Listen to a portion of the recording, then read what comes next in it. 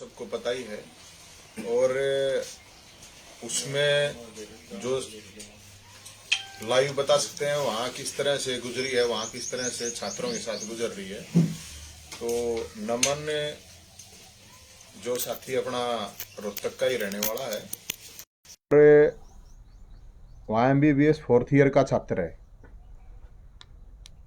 और जिस तरह से वहाँ पर जो भी सिचुएशन हुई हैं और जो इनका खुद का अनुभव है, वो अपना अनुभव जो है वो आपको नमन ही अच्छी तरह बता पाएंगे। तो एक बार नमन से मैं रिक्वेस्ट करूंगा कि आप अब जो भी स्थिति वहाँ पे गुजरी है, जो अब वहाँ पे गुजर रही है, जिस तरह से वहाँ पे छात्र जिस भी परेशानी का सामना कर रहे हैं या जो भी सिचुएशन है, अपना भी अनुभव बताओ और जो दूसरे साथी हैं उनके साथ किस तरह की क्या गुजर रही है, वो सारी चीज़ें नमन आपको बताएंगे। First of all I want to thank you all of you guys. मैं आप सबका थैंक यू कहना चाहता हूँ कि मेरे को ये अपॉर्चुनिटी दी जा रही है, स्पेशली सर की साइड से, क्योंकि ये अपॉर्चुनिटी सबको नहीं मिलती है। तो मैं आपको ये बताना चाहता हूँ कि पहली बात, थोड़ा ठीक। सबसे पहले तो ये सारी की सारी हमारे साथ चीज़ें शुरू होती हैं 23 को। मैंने 23 को अपनी टिकट बुक करवाई थी, क्योंकि वॉर का सिचुएशन होने वाला था जितना हमें पता था। तो हमने अपनी टिकट्स बुक करवाई। मैंने अपनी टिकट बुक करवाई 70,000 में, जो कि ऑलरेडी प्राइसेस का 3 टाइम्स है। फिर वो 27 तारीख की टिकट होती है और 24 तारीख को बम फटता है एयरपोर्ट के ऊपर। तो सभी के सभी लोग हमें ये बोलते हैं कि आप लोग वहाँ से निकले क्यों नहीं। तो उनको पहले ये बता दिया जाए कि वहाँ पे एयरपोर्ट को उड़ा दिया गया था, तो हम वहाँ से निकल ही नहीं सकते थे एट एनी हाउ। फिर हमसे लोग ये भी पूछते हैं कि आप लोग वहाँ पे क्या कर रहे थे 25 तारीख को। तो वहाँ पे एम्बेसी हमारी कॉल नहीं उठा रही थी कहीं से भी। हमें सीधा सीधा एम्बेसी की साइड से ऑफिशियली यही बोला गया था कि आप लोग बंकर में रहिए, आप कहीं नहीं जाइएगा और कुछ मत कीजिए, बस आप लोग अपने गाइडेंस का वेट करते रहिए। दूसरी चीज़, हमारे वहाँ पे यूरोप में ये सिस्टम है कि अगर आपकी एक भी एब्सेंट लगती है तो आपका ईयर प्रमोट नहीं किया जाएगा, आपको एक ईयर बैक लगा दी जाएगी। तो हम उसकी वजह से भी अपनी यूनिवर्सिटी को छोड़ के आगे नहीं आ सकते हैं। तो हमें वहाँ पे रहना पड़ा और हमारी क्लासेस उस टाइम पे भी चल रही थी जिस दिन बम फटा। उस दिन हमारे टीचर्स ने हमारी क्लासेस ली, बट फिर भी हमने अगले दिन, अब हम लोग स्टूडेंट्स हैं वहाँ पे, हमारे लिए कोई भी अरेंजमेंट किसी ने नहीं किया, ना यूनिवर्सिटी ने ना एम्बेसी ने। तो लगभग वहाँ के 70,000 ग्रेविंग, जो कि यहाँ के 2,10,000 रुपये होते हैं, उतने पैसे अरेंज करके हम लोगों ने एक बस अरेंज की जो कि हमें बॉर्डर तक लेके जाएगी, वो भी हमारे खुद के रिस्क पे। अगर उसमें उस दौरान हमें कुछ हो जाता है तो एम्बेसी हमारी कोई भी वो रिस्पॉन्सिबिलिटी नहीं लेगी कि हमारी वजह से कुछ हुआ है। और ऐसे हमारे पास कई सारी ऑडियो रिकॉर्डिंग्स भी है जिसमें एम्बेसी बोलती कि ये हमारा रिस्क नहीं है, कि आप सभी के सभी लोग अपने रिस्क पे जा रहे हैं वहाँ पे, अगर आपको कुछ होता है तो हम आपकी रिस्पॉन्सिबिलिटी नहीं लेंगे। फिर उसके बाद भी हम लोग वहाँ से निकलते हैं जैसे तैसे, 12 घंटे लगते हैं हमें। 25 तारीख को हम निकलते हैं और उससे एक रात पहले हम सब के सब लोग बंकर में रहते हैं, क्योंकि वहाँ पे अलार्म, हम अलार्म से नहीं जागते, वहाँ पे रात में सायरन बजते हैं।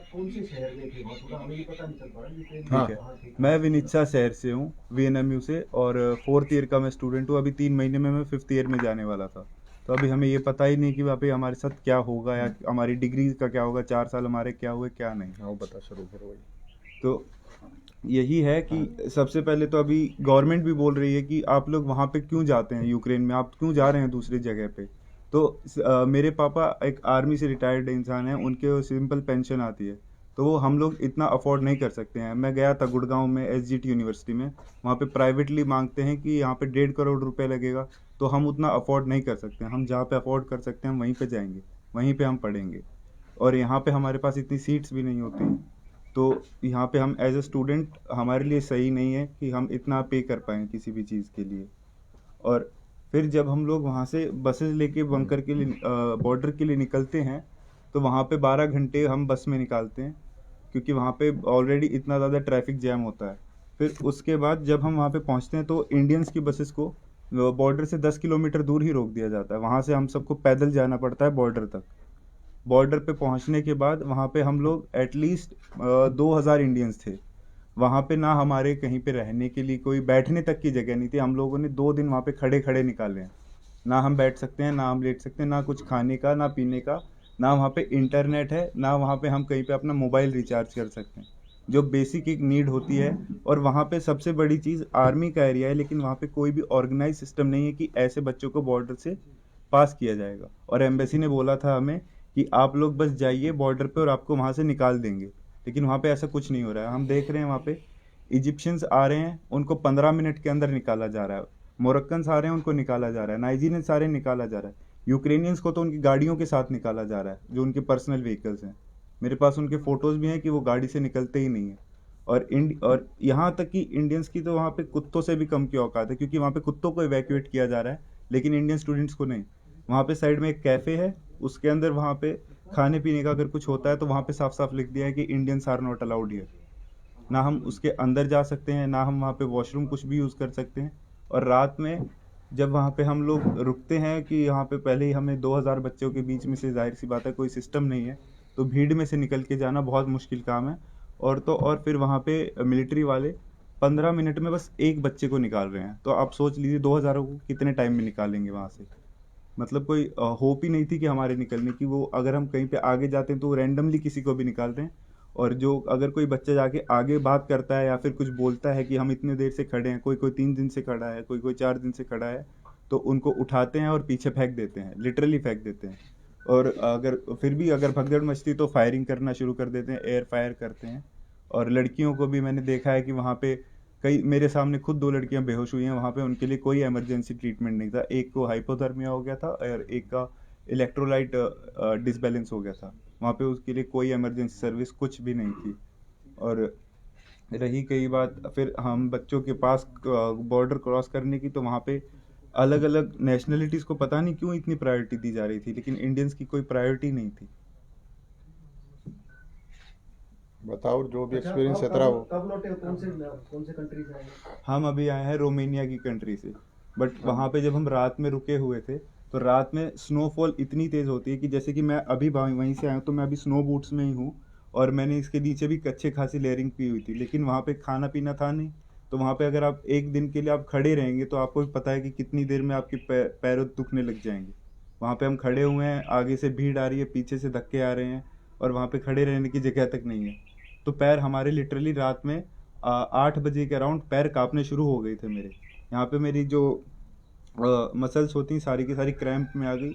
पैरों में ब्लड सर्कुलेशन फील होना बंद हो गया। पैर अगर मैं धरती पे रखता हूँ तो पैर दुखता है मेरा। और नींद इतनी आ रही है वहाँ पे, अगर खड़े खड़े चक्कर आ सकते हैं आपको। तो वहाँ पे हम लोग बैग का सहारा लेके वहीं पे खड़े हुए हैं। जितने भी दोस्त आए थे सबके सब अलग अलग हो गए, कोई सिस्टम नहीं था वहाँ पे। तो तो आपके ये साथ और कितने मेरे आपके साथ साथी मेरे थे? मेरे साथ मेरे 4 दोस्त थे। उनमें से सबसे पहले अभी 28 को 11 बजे मैं निकल पाया। और लेकिन जो अभी भी मेरे दोस्त हैं वो अभी भी वहीं पे हैं, उनकी फ़्लाइट्स अभी होंगी। तो आप अकेले आए हैं? हाँ, मैं वहाँ से अभी सबसे पहले निकल के आया हूँ तो वहाँ आप से। अपने जो सिटी थे जहाँ भी, उससे वहाँ तक बॉर्डर तक आप कैसे पहुँचे? क्या वही बताया मैंने आपको कि वहाँ से कुछ 2,10,000 रुपए की हमने हमारी बस अरेंज की, हम स्टूडेंट्स ने खुद पेमेंट की है। किसी ने उसकी कोई स्पेशल पेमेंट नहीं की, किसी ने कोई अरेंजमेंट नहीं की। और तो और जब हम वहाँ से निकल रहे थे तो यूनिवर्सिटी वालों ने हमारे नाम लिए और बोला तुम लोग अपने रिस्क पे जा रहे हो, तुम लोग हमारी रिस्पॉन्सिबिलिटी नहीं हो। तो एम्बेसी जो है, जिस तरीके से अभी सूचना आ रही है कि एम्बेसी कह रही है कि आप बस अपनी कर लीजिए, पेमेंट हम कर देंगे, तो ऐसा कुछ आपको नहीं कहा गया? यूक्रेन के अंदर एम्बेसी ने कुछ नहीं किया है। यूक्रेन के बाहर जब आप रोमेनिया साइड के, पोलैंड साइड के बॉर्डर अगर आप क्रॉस कर जाते हैं तब गवर्नमेंट ने हेल्प की है। लेकिन यूक्रेन के अंदर जहाँ पे अटैक्स हो रहे हैं वहाँ से लेके अपने रिस्क पे आपको बॉर्डर तक जाना पड़ेगा, जो कि ये मेरा कुछ 350 किलोमीटर का डिस्टेंस था हमारी साइड से। और जो अगर खारकिव साइड से बात की जाए तो वो तो एकदम ईस्ट साइड में, तो उनके लिए वो और भी ज़्यादा डिस्टेंस बढ़ जाता है। हम सेंटर में थे एकदम। तो कीव से कितनी दूरी पर थे आप? कीव से हमारा ट्रेन के हिसाब से देखा जाए तो हम 2.5 से 3 घंटे की दूरी पे रहते हैं। तो कीव में भी हमले हो रहे हैं। और 24 तारीख को हमारे विनित्सा में भी अटैक हुआ था, वहाँ का मिलिट्री बेस उड़ाया गया था। और फिर 25 तारीख की रात को वहाँ पे एक पेंट की फैक्ट्री पे अटैक करने की कोशिश की गई थी, लेकिन वो उनका एम वहाँ पे नहीं लगा। अगर वो एम लगता तो पॉइजनस गैस पूरे के पूरे विनित्सा में फैल जाती, लेकिन वो नहीं लगा बाय चांस। और फिर हम उसी टाइम पे बंकर में गए। अगले दिन हमने अपनी बस बुक की 50-60 जनों ने, और हम वहाँ से निकले। और फिर वहाँ पे जाके जो 2 दिन, वो आपके लिए बस 2 दिन है, लेकिन जो हमारे हिसाब से हैं वो 2 दिन हम नहीं भूल सकते कभी भी, उन 2 दिनों को। क्योंकि वहाँ पे आपको लिटरली लड़कियों के बाल फाड़े जा रहे थे, उनको लात मार के निकाला जा रहा था। तो वो इंडिया की ही थी या वो और भी देश? पर्टिकुलर इंडियंस को ही कर रहे थे टारगेट, सिर्फ इंडियंस को। रीजन पता लगा कि किस लिए कर रहे हैं, ऐसा कुछ हो? रीज़न मेरे को अब एक्यूरेट मैं नहीं कह सकता, लेकिन जितने भी मेरे दोस्त हैं वहाँ पे जो भी बातें चल रही हैं स्टूडेंट्स के बीच में, तो यही बोल रहे हैं कि इंडिया यूक्रेन का सपोर्ट नहीं कर रहा है, इसकी वजह से वो गुस्सा हैं और वो इंडियंस को इसीलिए अलाउ नहीं कर रहे हैं जाने के लिए।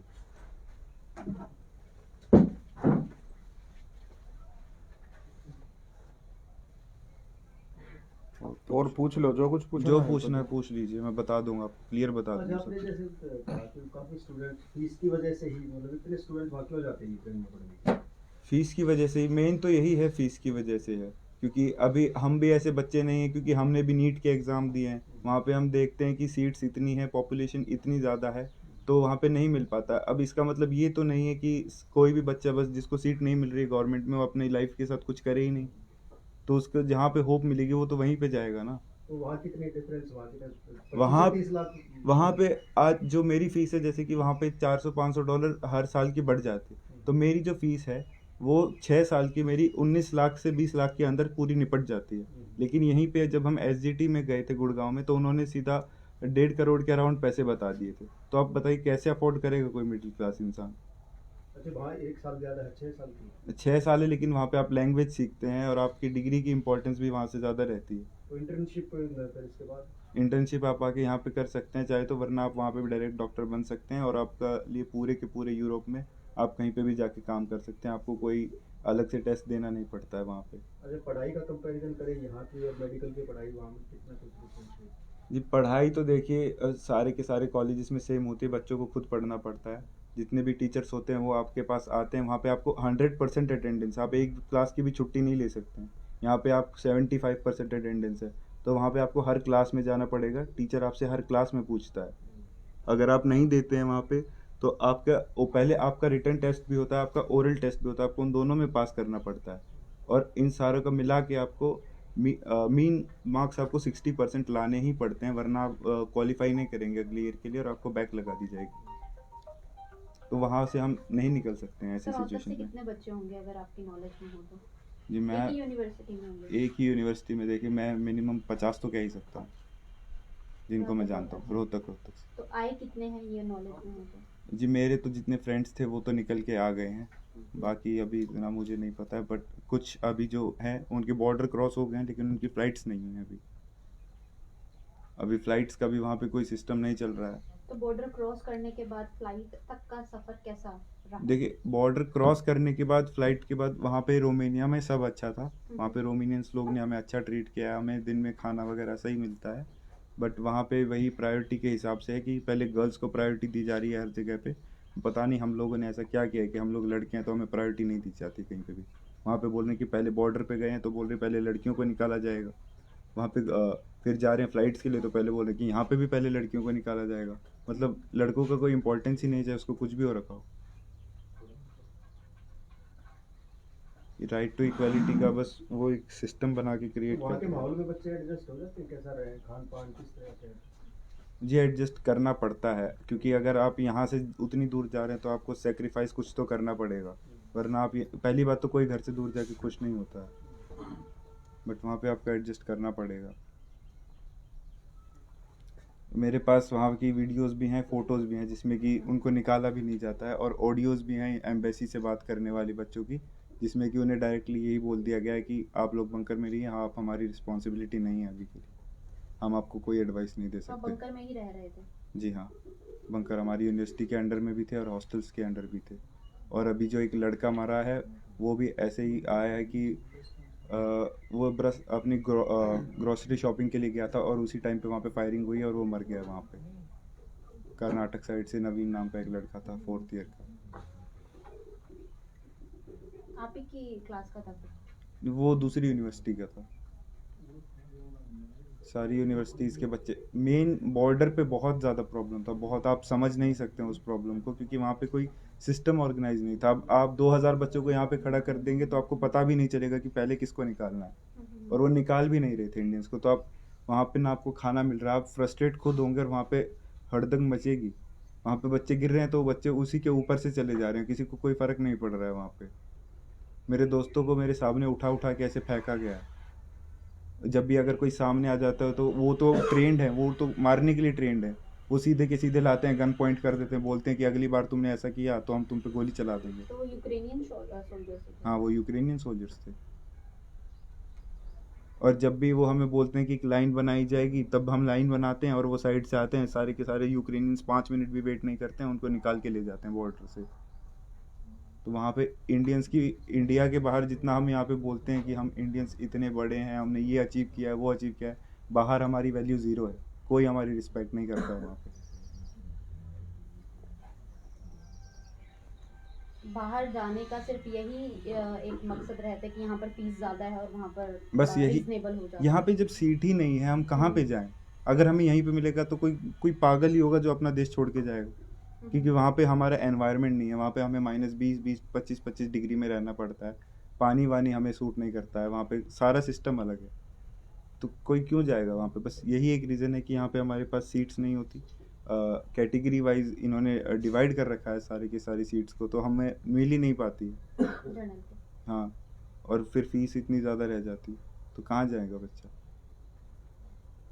तो इधर मान रहे हैं सरकार ही विफल है?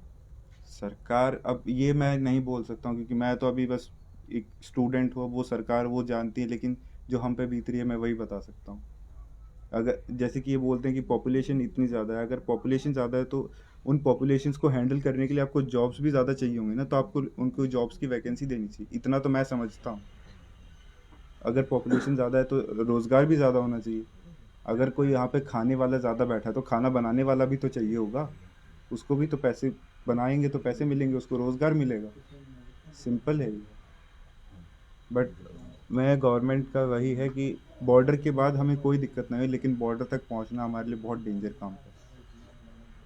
वहाँ पे जो हमारा 23 डेट से लेके अभी ये 3 तारीख तक, ये जो डेट्स गई हैं हमारे लिए बहुत ही ज़्यादा अलग ही टाइप का एक्सपीरियंस था। क्योंकि इंडियन एम्बेसी से किस तरह कांटेक्ट करते थे आप? इंडियन एम्बेसी का ट्विटर साइट पे था, तो उन्होंने बोला होता कि हम लोग ट्विटर्स पे अपडेट देते रहेंगे, आप उनको गाइडेंस को पढ़ते रहिएगा और आप उसके हिसाब से चलते रहिएगा।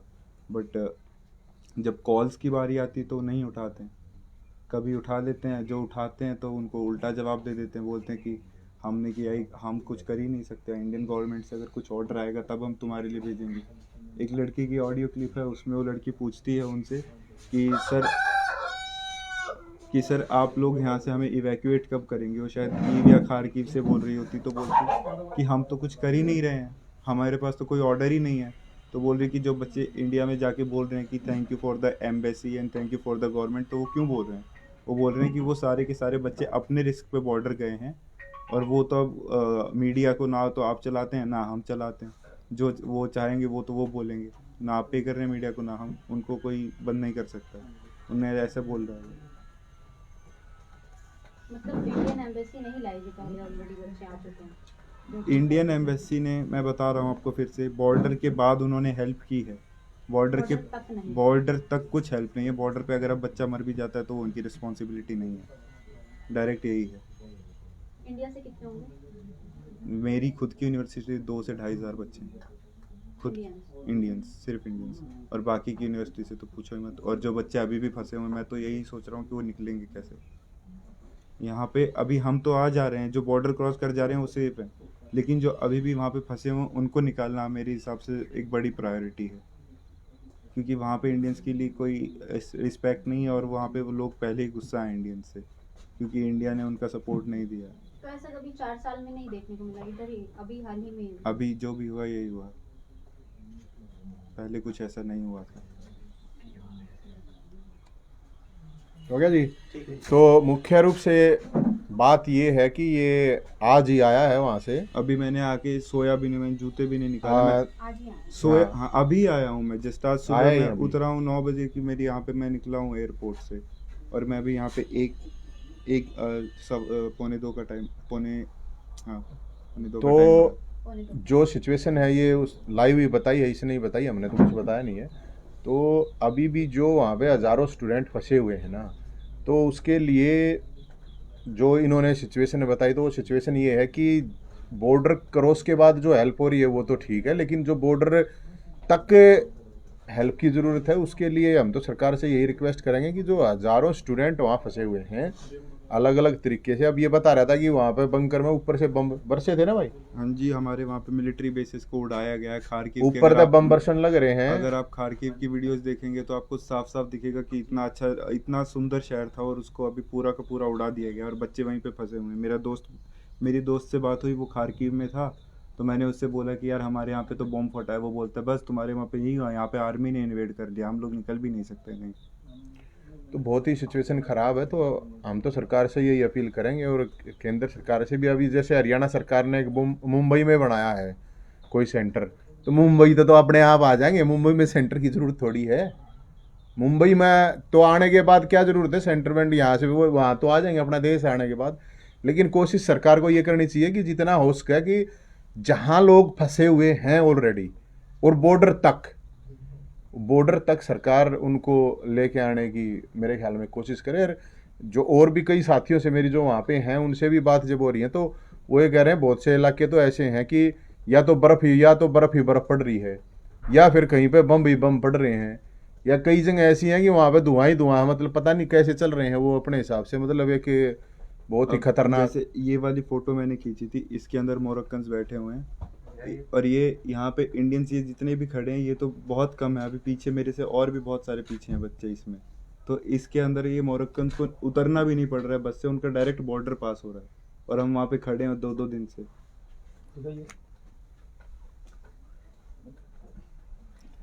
तो इसलिए सरकार से यही विनती है आप लोगों के माध्यम से, मतलब बात जानी चाहिए। हरियाणा के करीब मेरे ख्याल में 2 से 2,500 स्टूडेंट तो और अकेले ये हरियाणा रात के में ही हैं। देखिए आप, स्नोफॉल इतनी होती है यहाँ पे, ये इतनी स्नोफॉल हो रही है वहाँ पे, आप ठिठुर जाएंगे। आप एक्सपेक्ट ही नहीं कर सकते हैं उस टेम्परेचर। वहाँ पे बच्चों के खड़े खड़े 1 मिनट के अंदर अंदर पूरे के पूरे स्नो में ढक जाते हैं, जहाँ जिसमें कि हम लोग 2-2 3-3 पेयर ऑफ कपड़े पहन के रखते हैं, फिर भी वहाँ पे नहीं चलता है ये सब। वहाँ पे बच्चों को फ्रॉस्ट बाइट भी हो सकती है। अगर ज़्यादा सीवियर कंडीशन हो जाए फ्रॉस्ट बाइट का तो उनके पैर भी काटने पड़ सकते हैं, इतना ठंड हो सकता है। यहाँ पे स्नो बूट्स में नहीं रुक रहा है। अगर कोई बच्चा, जैसे कि मैंने देखा वहाँ पे जो बच्चे की बस 2 दिन पहले यूक्रेन में आए हैं, जो कि न्यू एडमिशन्स हैं, और उनको वापस भागना पड़ रहा है, तो उनको कुछ समझ ही नहीं आ रहा है कि वहाँ पे क्या करें। हमें थोड़ी बहुत लैंग्वेज आती है तो हम लोग खुद को निकाल पाते हैं, लेकिन उन बच्चों का कुछ समझ नहीं आता कि वो कहाँ जाएंगे, कैसे जाएंगे। तो लैंग्वेज का कोर्स साथ के साथ चल रहा है? लैंग्वेज का कोर्स साथ के साथ चलता है हमारा। अब आपकी डिग्री ये बार सरकार कहती है वो कुछ कह ही नहीं रही है सरकार ने, तो बस यही बोला है कि 90% वहाँ से जो भी आते हैं वो फेल होते हैं। अब मैं तो ये देख रहा हूँ कि अगर वहाँ से 20,000 बच्चे आ रहे हैं और आपको 10% 2,000 भी मिल रहे हैं आपको, इस देश में तो जिसमें डॉक्टर्स की कमी, आपको 2,000 कम लग रहे हैं क्या दूसरे देश से जिसमें आप कुछ नहीं कर रहे हैं? अगर बच्चा कुछ बाहर से खुद कर रहा है, अगर बाहर जा रहा है तो भी आपको प्रॉब्लम है, और अगर नहीं जाता है तो भी आपको प्रॉब्लम हो रही है कि यहाँ पे आप सीट नहीं दे रहे हैं, बाहर जाने पे आप ये बोल रहे हैं कि बाहर क्यों जा रहा है। 4th ईयर में हो वो वहाँ मान लो डिग्री पूरी नहीं होती तो क्या समाधान होगा? वो तो अब गवर्नमेंट ही बताएंगी। अगर वो रशिया के अंडर चला जाएगा तो अब हम क्या बताएं, हम तो खुद स्टूडेंट्स हैं।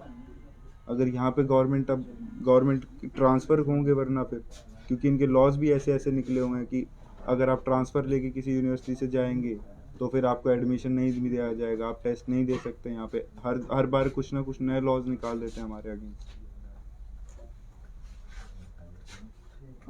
सुन लिया जी। और जहाँ पे जैसे कि ये बोल रहे हैं कि FMG स्टूडेंट्स के लिए कि जो वहाँ से आके यहाँ पे फेल होते हैं, तो उनको ये नहीं दिख रहा है कि हमें वहाँ पे जाने के बाद वहाँ का सिलेबस कवर करना पड़ता है, वहाँ का यूरोपियन एग्ज़ाम हमें क्रॉक देना पड़ता है। क्रॉक 1 होता है जो कि 3 साल में एक बार होता है। अगर आप उसको क्लियर नहीं करते हैं तो आप आगे भी नहीं जाएंगे और आपको 1 ईयर का बैक लगाया जाएगा, और उसके बाद फिर आपको क्रॉक 2 प्रिपेयर करना होता है, वो भी सेम सिस्टम है। और इसके अंदर आपको 3-3 साल का पूरा सिलेबस इनमें आता है, और इनमें से आपको हर एक क्लास अटेंड करनी है, और फिर उसके बाद आपको साथ के साथ यहाँ के MCI की भी प्रिपरेशन करनी है। तो एक बच्चे के लिए इतना सब कुछ हैंडल करना, हम भी इंसान हैं, डॉक्टर ही बन रहे हैं ना हम, और कुछ तो नहीं है। डॉक्टर बनने के लिए भी बच्चे ही तो जाते हैं वहाँ पे, हमारे ऊपर भी प्रेशर आता है, हमें उसे झेलना पड़ता है बस। तो कोई झेल के निकल रहा है, किसी का फर्स्ट अटेम्प्ट नहीं होता, वो सेकंड में कर रहा है, क्योंकि उसकी लाइफ है भाई। अब आप इतनी मोटी मोटी बुक्स को आपको एक एक चीज़ों को याद रखना पड़ता है, तो हम भी ह्यूमन से, हमसे भी होता है ये सब। तो इसका मतलब ये नहीं है कि हम लोग निकम्मे हैं जो कि हम बाहर जा रहे हैं, क्योंकि हमारे पॉलिटिशियंस का भी हम लोगों को पता है कि कौन कितना पढ़ा हुआ है। जैसे कि हमारे PM साहब में तो सब बोलते हैं कि चाय बेचते थे और PM है। अब हम डॉक्टर बन रहे हैं तो यार हमें भी तो कुछ पता होगा कि हम किस फील्ड में जा रहे हैं, आप क्यों उस फील्ड में घुस रहे हैं? तो हम तो यही कहेंगे सरकार से कि वहाँ जो सिचुएशन है उसके हिसाब से जो कम से कम बॉर्डर क्रॉस कर रहे हैं, तो वैसे एयर इंडिया के बस की तो बात है नहीं, सेना का जितना इस्तेमाल हो रहा है उससे ज़्यादा होना चाहिए, और सेना के द्वारा ही मेरे ख्याल में ये हो सका है, और गवर्नमेंट को बात भी करनी चाहिए। जिस तरह की सिचुएशन ये बता रहा है कि इंडियन को तो वहाँ निकलने ही नहीं दे रहे हैं, मोरक्को वाले और अलग अलग देशों के जो भी लोग हैं वो जिस तरह से निकल रहे हैं, तो सरकार से यही है कि हज़ारों छात्र फंसे हुए हैं, उनके लिए कुछ न कुछ बड़े लेवल पर युद्ध चल रहा है तो युद्ध स्तर पर कार्रवाई होनी चाहिए ना। अभी तो नॉर्मल चल रही है, युद्ध स्तर पर कार्रवाई होनी चाहिए।